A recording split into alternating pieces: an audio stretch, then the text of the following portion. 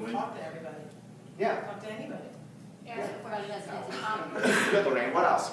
Make the point and move on. Yeah, make a point and move on. No, How did it feel? Did you feel good about this? Yes. Right, it was fun. That's the point. Is y'all can network. But are you doing it when we're not playing human bingo? It's not some yokel like me that's sort of guiding it along. So it gets back to my original question, what's getting in your way? 5 pretty important reasons why people should be networking. What's preventing you from doing it if you just did it? Well, the answer, I think, is I'm not sure where to start, but there's no grid called human bingo telling me, exactly what I need to say, but imagine if there was, huh? And that's where I'm headed with all this stuff. And let me just say this. A few of you mentioned fear. What's the worst thing that can happen in a real-life networking situation without the grid? Nothing. Nothing. So what? I'm done. I'm done with you. But we'll get into what that sounds like in real life. We will. All right. Let's flip a couple of pages here and get a little bit more in depth. Am I right? Okay. So, if you'll notice on page 2, you've got the 10 worst human fears, at least in this country, and Canada too. What's the number 1 human fear? Public speaking, right? What's number 7? Let's put things in proper perspective. Right? Now, I teach a little class at Rutgers University on Monday nights before I travel for the week called public speaking, and of course I had to bring this up. Obvious why I bring it up there. Why do I bring it up for a networking conversation? Because networking is a form of what? Public speaking. It's a lot of the same or similar fears. I don't know what to say. What if they don't like me? What if I don't know the question? What if I don't know the answer? What if it doesn't work out the way that I want it to? What if something unpredictable happens? Or, right? You got all these what ifs. What if I'm not good enough? What if I'm not smart enough? All these, who cares? Who cares? Right? Just do it, but you've got to be prepared to do it. You have to know where to go, what to say with whom. And then you don't have an excuse. Most people don't know that dynamic, right? So it's really overcoming those fears and taking a shot at this. And that's going to be my challenge to you at the end, is I've given you a lot of information I'm going to probably say. You're going to say, yeah. I'm going to say, well, what are you going to do with it? And challenge you to do something with it, like now, because you can. It's how I got here. All right, flip the page. Let me give you some definitions and take us into a different direction.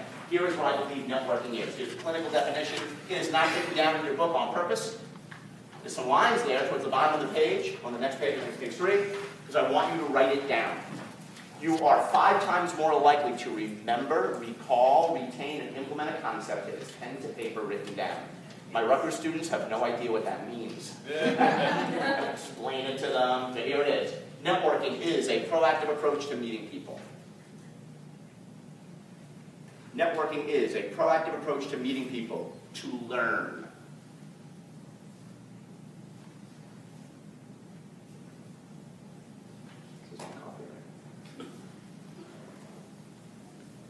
Networking is a proactive approach to meeting people to learn in the hopes of or with the prospect of helping them. Period, as in the other person. I'll repeat. Networking is a proactive approach to meeting people to learn in the hopes of or with the prospect of helping others or helping them. That's it. That's it. So networking is about how to amplify the concepts that I would want you to embrace when you hear networking, which I think has become a cliche over the years, especially with social media and everything else, is that it's all about learning and helping. That's it. So if you know where to go, what to say, and with whom, and you're focused on learning and potentially helping people, what might they do back? Learn from and help you. That's networking, baby. It's a we thing, not a me thing. Now, I have to make an important point here. Do we like everybody that we meet? No. Definitely not, right? I have discovered that when I'm not the speaker guy, when I'm some guy shaking hands, kissing babies, I'm just some networking dude, that I find that I only like about 1/3 of the people that I meet, 1/3, which is to suggest that 2/3, not so much. 2/3, I don't like it. Not like I hate you, you know, but it's just not a vibe. It's not a good connection. Ever experienced that? Right? You know when you meet somebody and there's a connection, don't you? You know it almost immediately. Like, yeah, I'd be a hello, man. Like we had a connection in the back, right? We were like this, right? We were on point. But if that didn't happen, we would know that too. So it's really just focusing on what I like to call the 1/3ers. Focus on learning from and potentially helping the 1/3ers, the people that you feel a connection with. people that you like. The people that you don't feel a connection with, it's going to be a lot of work to either make that connection happen, or it may never happen. It usually just does not happen. Very rarely do we have the story of, man, when Lorraine and I, remember when we met, we hated each other. But now, I mean, those things happen, but they don't happen enough, do they? So why make life difficult? Focus on the one-thirders. It's the same thing with prospects. There's one-third of prospects. It's the same thing with clients and customers. There's one-third of those, right? I'm at the point of my business where I go to baseball games, and I go to all kinds of sporting events with my clients because they're one-third of clients.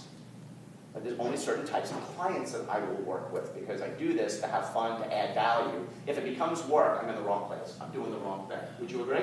So just focus on the one-third. Focus on the one-third. Okay. There's two different types of networking. And it's right there in your book. There's serendipitous networking, strategic. Serendipitous, strategic. What's the difference? Planned and unplanned. Planned and unplanned. Exactly right. Right? So serendipitous networking is when you ever just happen upon somebody. You don't mean to. You're in a supermarket or you're at the bank or wherever, right? And you just, maybe it's at the front desk here, you're checking out, whatever, right? And you just hit it off with somebody and it's just, you didn't plan it, but it's one-third. Now I travel lots. I'm on airplanes, lots. I'm typically seated next to somebody. They're only this far away. We're this far away for like 2,000 miles, at least. I feel it would be a disservice to not introduce myself to them. I always introduce myself to the person seated next to me on an airplane. Always. Typically, if, you know, at an airport, in a restaurant, at the bar, I always just, you know, just strike up a conversation. Now, I'm not a chatty Cathy. Please don't misunderstand. I'm not going to just talk to everybody that I meet about nothing. Right? I like my quiet time too, and I don't want to be that guy.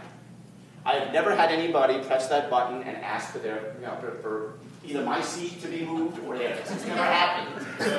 Right? But to me, I just want to create it's just a courtesy. I just want to create sort of a nice type feel since we're this close to one another. Why not? On this one occasion, this was 3 years ago, young woman seated next to me, attractive, of course, I'm going to introduce myself to her. Duh, winning. So, good, this is the way it sounds, just saying. This is the way it sounds. Good morning.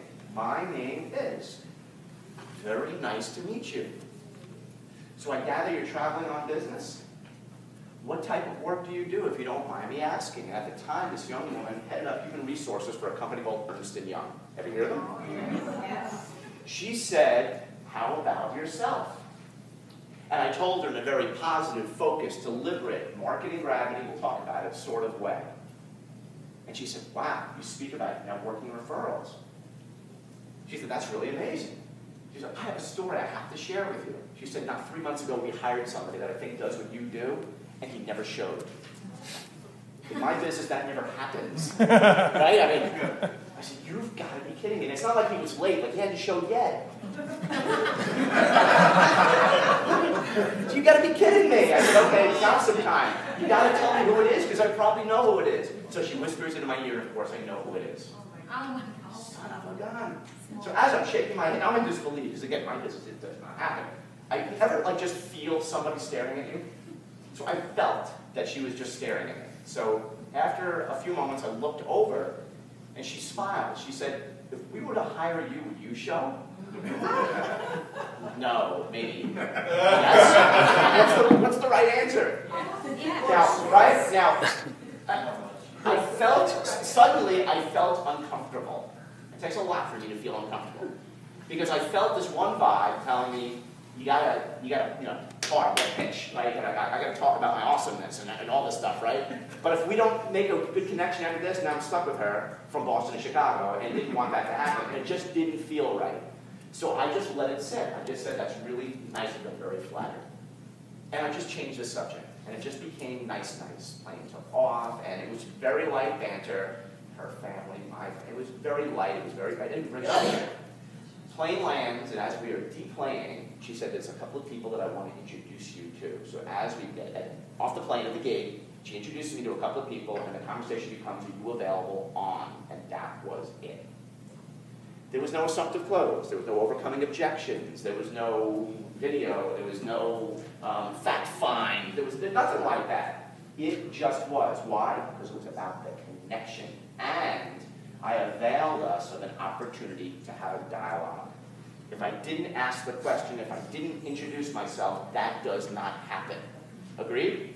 Yeah. We leave opportunity on the table every single day. Isn't that something you're doing right now? It doesn't have to be on an airplane. But it shouldn't be a sales pitch. Right? Focus on the connection. Focus on the relationship, the business will be there. Focus on the relationship, the business will be there. Attitude drives language. Language drives relationships. Relationships drive business. That's the way it works. So it's a lot of what Mike and TK had on the slides earlier. A lot of the attitudinal stuff. Attitude drives language. Language drives relationships. Relationships drive business. So serendipitous networking is availing yourself of an opportunity to at least try to make a connection in a very appropriate, comfortable, sort of warm sort of way. And again, I am not a chatty Cathy. I will not work a room with strangers, although I could, but it's not my way. And then there's strategic networking. So serendipitous strategic. Strategic networking is networking with purpose or on purpose. Or on purpose with purpose. That is knowing what I might be after, and therefore knowing where to go, what to say, and with whom, which is where I'm now headed. Okay, if you would flip the page. We're going to remain here. I've given you a raft load of information you're going to take with you. I'm just going to scratch the surface and I'm going to give it to you as kind of a leave behind, because once you see where I'm going, you'll be able to read ahead, and certainly I'll be seeing you again. You can send notes and quotes, and I don't need an excuse to talk about this stuff. You can probably gather that, right? So I've got two little girls, Jessica and Julia. Jessica is 10, Julia is 6. Jessica is like my best buddy. She comes to my little Rutgers class on Mondays before I travel for the week. That's like our little QT. The 6-year-old, we don't like her all that much. So when Jessica was about 5, so 5 years ago, I'm coming home for a business trip. I had been gone for a week and a half. I was out of the country. And as I'm unpacking the bag, I can tell there's something on little Jet's mind, as we call her. I can tell she missed me. There's something she wanted to say. So I said, Jet, what's on your mind? She said, Daddy, aren't you the boss? And well, in a manner of speaking, kind of, sort of.